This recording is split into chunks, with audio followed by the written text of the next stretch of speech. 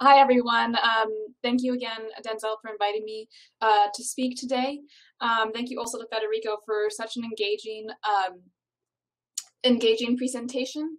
And some of the things that Federico addressed, such as the idea that the issues are already there in your classroom, and especially this year, given such a turbulent election year, these issues are prevalent, and how I can wanted we I as wanted to teachers ask discuss them?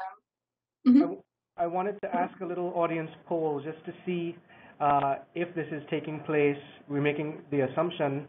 Perhaps we just want to do a quick pop-up poll as to whether immigration is being discussed in your classroom. So let's do a quick poll. Does the political immigration debate enter your classroom at all?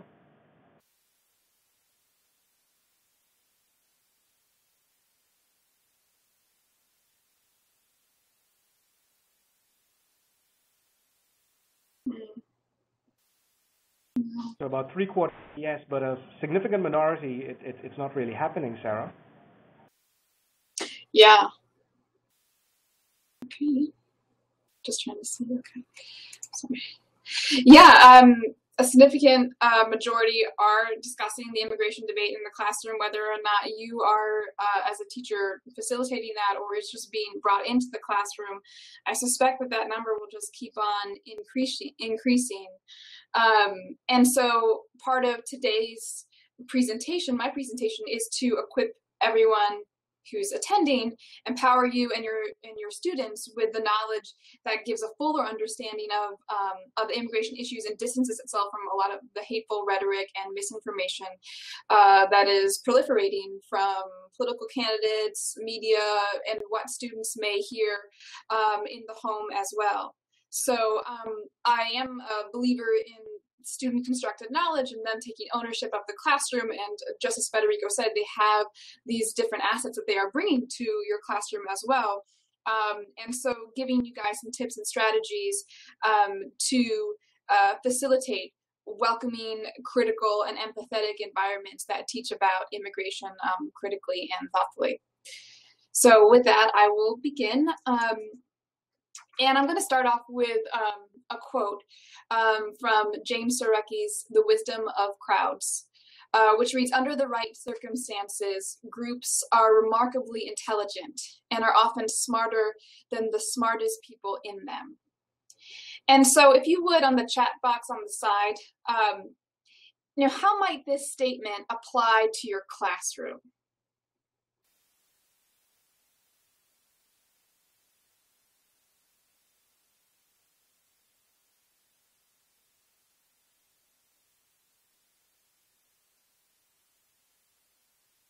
How might this statement, "Under the right circumstances, groups are remarkably intelligent and are often smarter than the smartest people in them," apply to your classroom?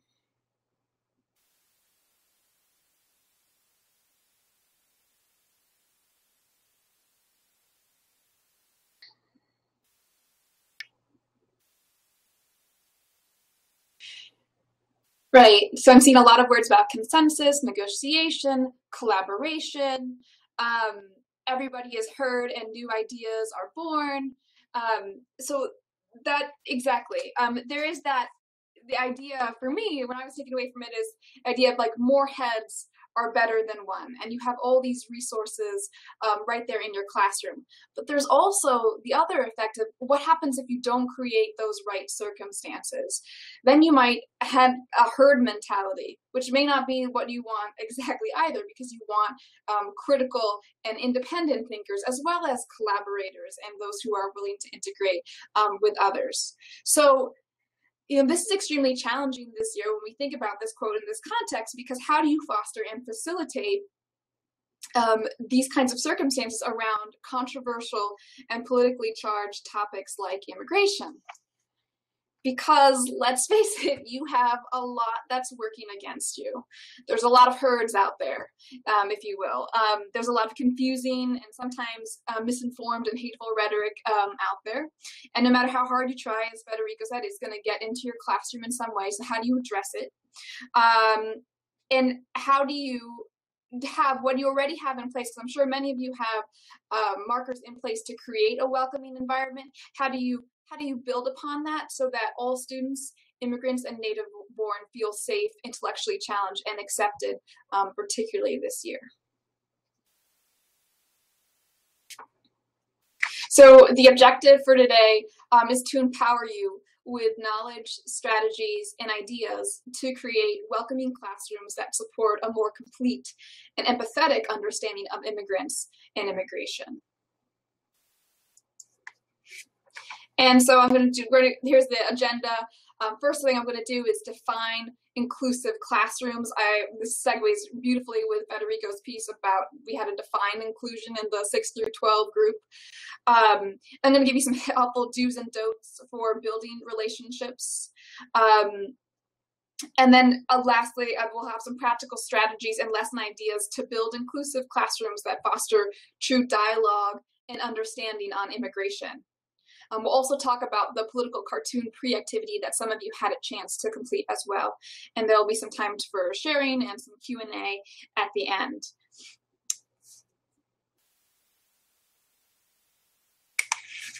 So one thing I want to do is to start off with where you guys are at, which is what's something that you do now that creates a welcoming classroom. Because although this is a webinar, I want to use the Sera Keys idea that together we are smarter, and together we have lots of ideas that we can build off each other. So throughout my entire presentation, I'll be asking for your input at various times, but this is a designated group chat room time for you guys to break up into your class groups designated there, K through 5, 6 through 12, adult ESL, adult and other. And for you to write what's something that you do now that creates a welcoming classroom. And I'm gonna give you about 4 minutes to do that, and then we'll come back and we'll share out some of the best practices. Okay, so I'm just gonna share out some of the best ones that I'm just seeing, just glancing off of what people have done in their chat rooms. One is 6 through 12 group came up with displaying student work. Writing in different languages on the board from day one, making sure they know each other's names. So that was one idea that came up. Another idea is I let them ask me questions and share who I am so they don't feel like I'm interrogating them. We have open discussions about immigration. We share similarities and differences through storytelling.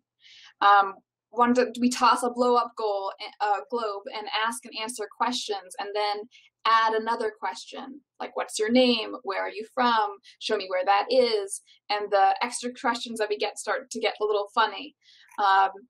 And then in the adult and other group, there's on the first day I give each student an opportunity to introduce themselves, their major, and why they are taking my class. I find that students are more forthcoming and tell the class more about themselves than I ask. It helps to set up a comfortable environment from day one. So these are just some of the examples from you guys about how you guys create a welcoming environment into the classroom. And feel free to keep on adding some onto the chat box as we go along with the presentation. I want to talk to you guys about inclusive classrooms, and this again builds off of what Federico was saying, that are identity safe.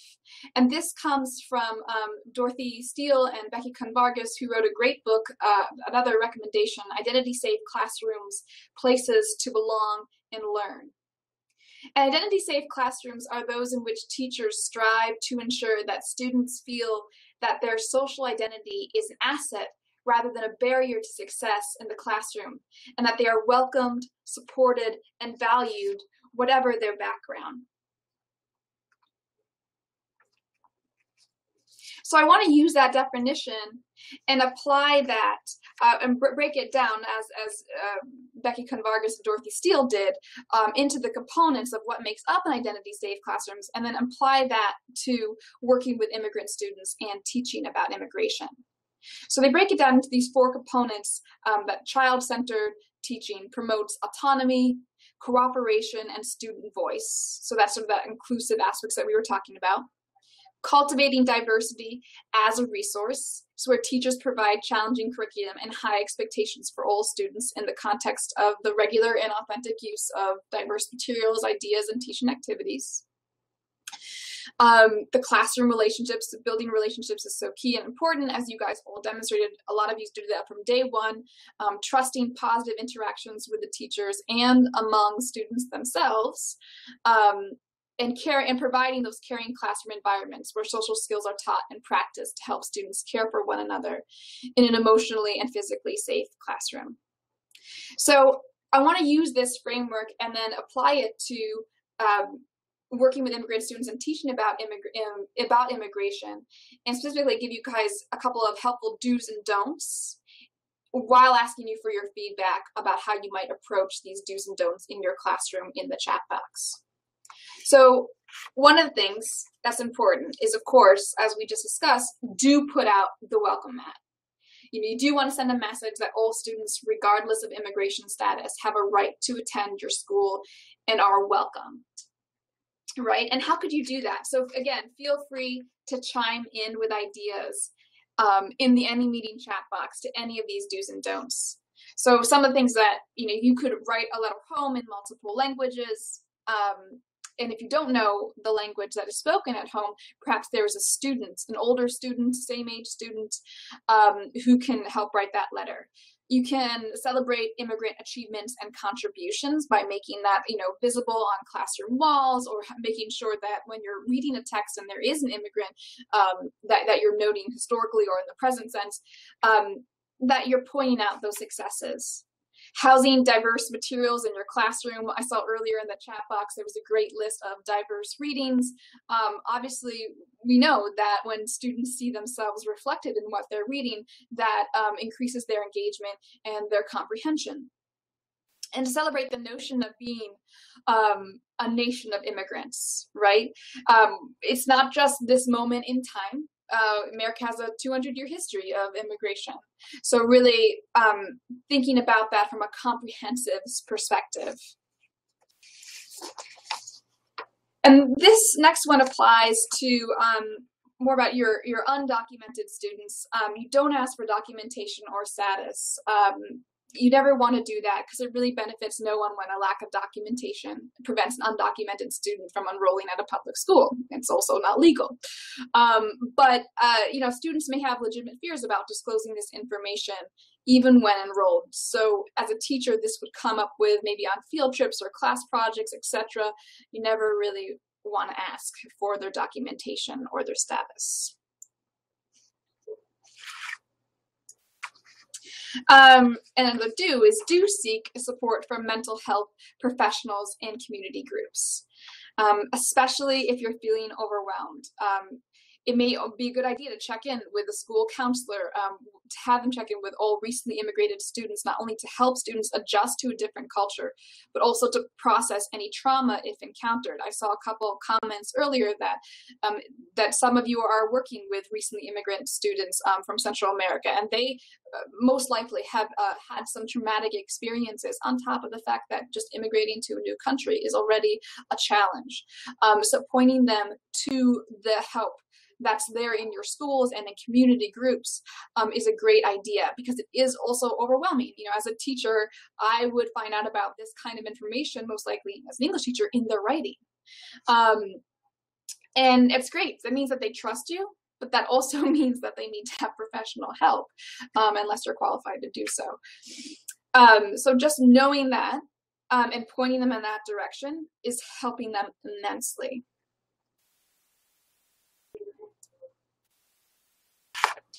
You do also want to reach out to parents, guardians, and sponsors, right? So as teachers, we hear this often, that calling home and saying a few positive words about a student can go a long way towards establishing a good relationship with the student and his or her family. It may seem like sometimes it's taking just an extra 10 minutes out of your day, and that actually is a lot, I know. But for many of you it's a worthwhile investment. I've never found it to be the case otherwise, to build that supportive bridge home. And if language is an issue, ask a friend, a teacher, a student to translate a letter or email home into the native language. Even if it's not correct, the effort will be appreciated. So, and I'm going to encourage everyone in the chat box to share out, are there other ways, unique, creative ways that you've been reaching out to parents, guardians, and sponsors? I'm just looking at the chat box now. If someone went to beginning of the school year, they visited the parents with an interpreter. Yeah, someone else who knows their native language. Absolutely. Giving the parents a voice and a say. Home visits. Yes, home visits are great. I did those as well. Sometimes meeting in a different location other than the home too, like a public location as well, and bringing someone with you for your own protection as well.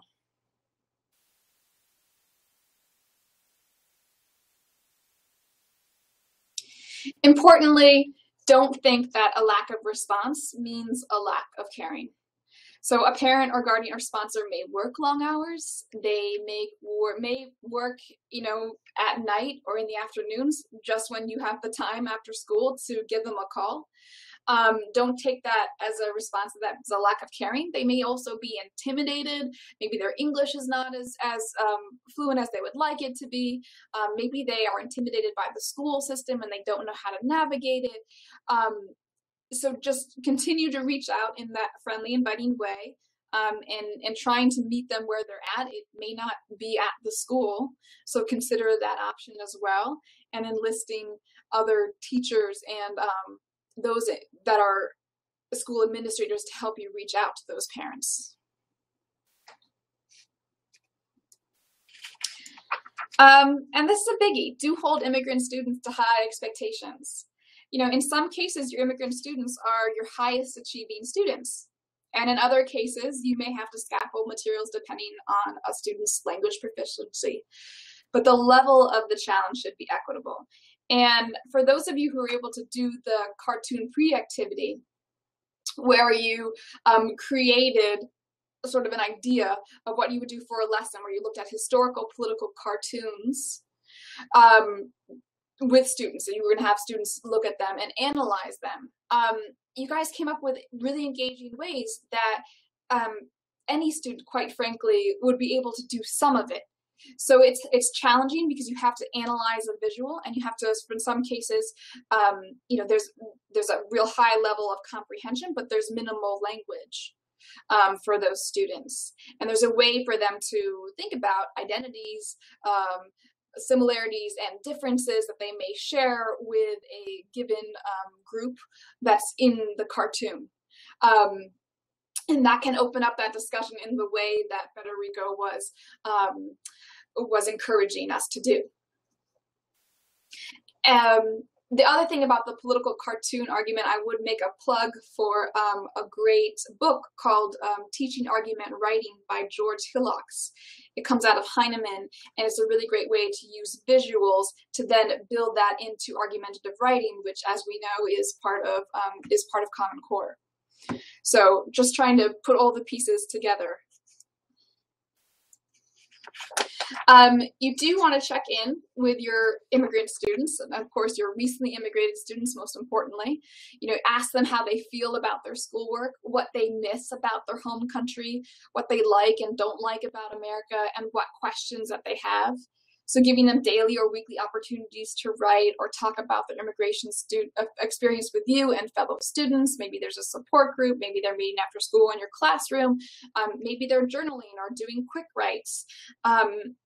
Making sure that there's ways, and I'll give you some examples, to infuse your curriculum by teaching about immigration. And creating that environment to do so respectfully and thoughtfully and with factual information.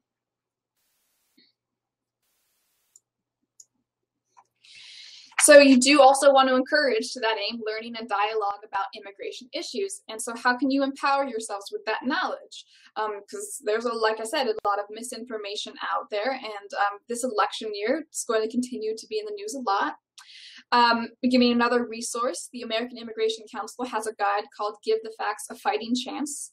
It's a guide to some of the commonly held but often untrue myths, often true untrue beliefs about immigration, so that you can be prepared for when they come up in your classroom, to know that, hey, that's actually not true.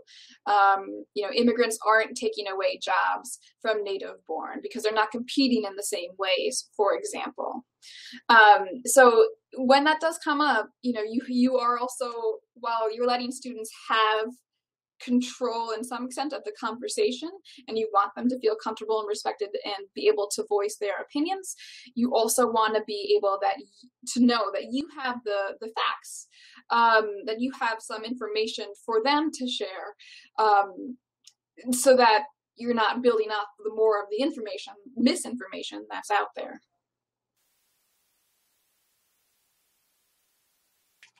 So when you teach about immigration in particular, when you teach about any sort of controversial topic, you want it to be safe, and you want it to be welcoming, and you want it to be intellectually challenging. And so we're really going to focus on these 3 points about creating that, building off of that atmosphere that you already start off at the beginning of the year in, and making sure that the curriculum that goes along with it is also safe, welcoming, and intellectually challenging. One of those ways is using your diversity as a resource. Is also means using history and learning the hard lessons of history to have those difficult conversations. I saw it mentioned that that's a safe way to start the conversation, and we do that at the American Immigration Council often when we facilitate groups such as those pictured, of students or teachers. History is a safe place to start, and it's also an important way, because you can have those difficult conversations about racism and bigotry. You don't have to shy away from those painful topics. You can acknowledge the reality of racism, and you can start to break down some of those negative stereotypes about immigration and immigrants that, quite frankly, a lot of them have been around, as those political cartoons have shown, for hundreds of years. They just still persist.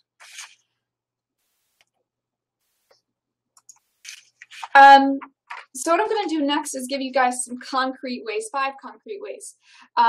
to build welcoming classrooms about immigration, in your own classroom, in your universe, as Federico said. You can decorate your classroom or school walls with photos of diverse role models, including those of immigrants, and many of you probably do that already. You can use visuals like the political cartoon activity that we use as a pre-activity to make connections between our immigrant past and present. We also have a few games available, and I'll show you at the end. I'll give you the link to the website. We have them all housed on the American Federation of Teachers sharemylesson.com. And you can look at the different games. For example, we have ones, these are more for middle school students, maybe late elementary.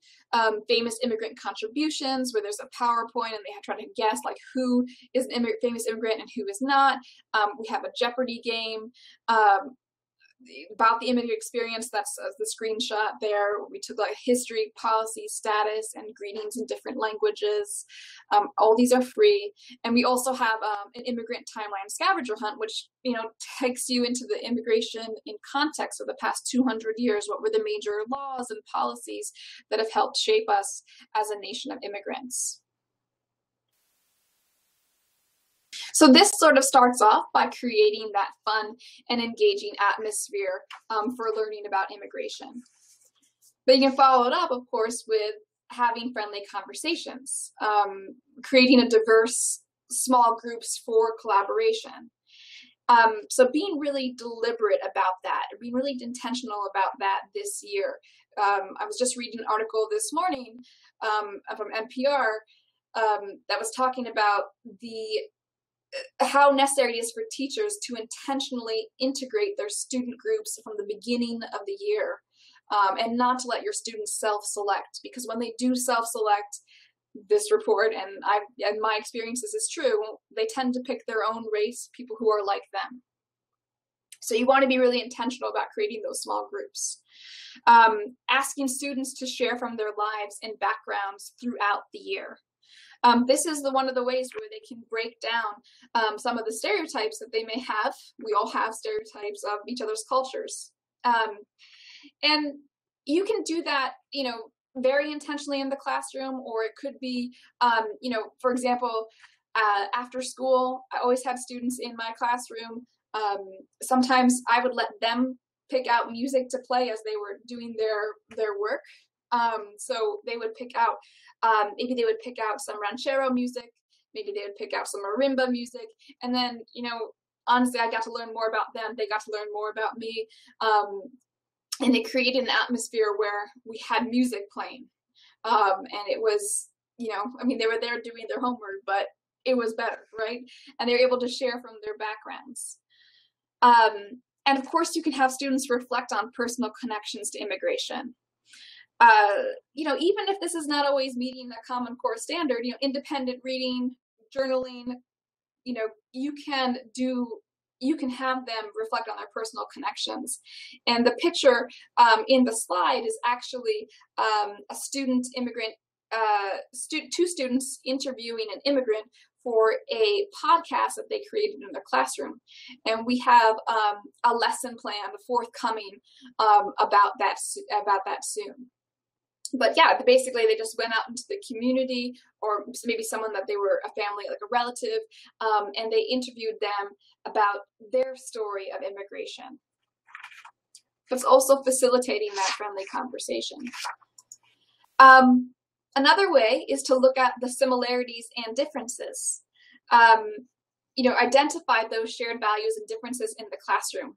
Plan for opportunities where students can voice their personal values and beliefs to create a sense of belonging when it comes to immigration. I think it's really important to remind students that we are a nation of immigrants and that everyone has an immigration story unless you're Native American. You may not know it completely. It may not be pretty. It may be a result of forced migration. And it's important to acknowledge that, all the many different push-pull factors why people come to the United States. It's not just for jobs, right? As many of you know, they might be escaping persecution and violence, etc. And so another great example of this would be the immigration status privilege walk, which if you see on the photo on the right, that was a group of teachers that we led, and this lesson plan is free. It's sort of similar to the Peggy McIntosh article, where it goes through a series of rights that you may have given your immigration status, and you look at these benefits and limitations, and you take a step forward, or you take a step back. So it's obviously incorporating some bodily movement, and then you get to discuss, how did it feel to not move forward? How did it feel to not be able to vote, for example, if you are a U.S. citizen status? And I should preface this by saying everyone is given a fictional immigration status at the beginning of the activity on an index card. So it's not their real immigration status, which you would not ask for. So that's a great one. It's called the Immigration Status Privilege Walk on the AFT Share My Lesson website. Also thinking about the power of story. Now, I know Julie Mann from Newcomer School tomorrow will be doing a lesson with you guys on leveraging the power of story and how she has actually done that very effectively in her classroom. I encourage you to check that out because storytelling really is one of the most powerful ways to create empathy and true understanding on the issue of immigration or any sort of controversial topic. We have a couple of lesson plans to that aim. The one that's pictured for more elementary school students are telling the family story, where students actually created a physical book based on immigration narratives, maybe from their parents. In one case, it was a janitor at the school, people in their community, in other words. And they recorded and drew the stories, and then that was put together in a physical book and shared with a large audience. But there's also digital storytelling, and we have a very popular lesson plan on Share My Lesson, Crossing Borders with Digital Storytelling, and it's actually K through 12 with modifications built into it. And this is for students to share a bit about themselves, and share a bit about where they may have come from, either very recently or in the distant past, or maybe they're also going to talk about someone in history who was an immigrant, say if they don't know their story, for example, or they don't want to share it because it's too sensitive. There are some tips and tools, and I highly recommend that resource. And that was a Crossing the Borders with Digital Storytelling lesson. And stay tuned for Julie Mann's presentation tomorrow as well. Lastly, another concrete way is to provide opportunities for civic engagement and student voice. And even students who are not strong readers or writers have important ideas that need to be shared and cultivated so they can develop their understanding of immigration and find their place and say in context.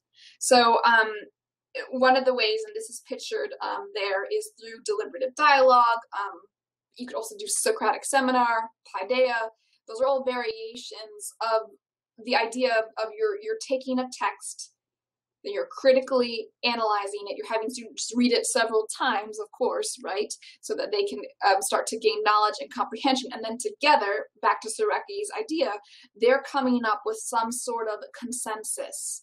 They're coming up with some sort of idea about how they feel about a given immigration issues, whether it's border security or whether it's the pathways to citizenship, whatever it is that you might be discussing.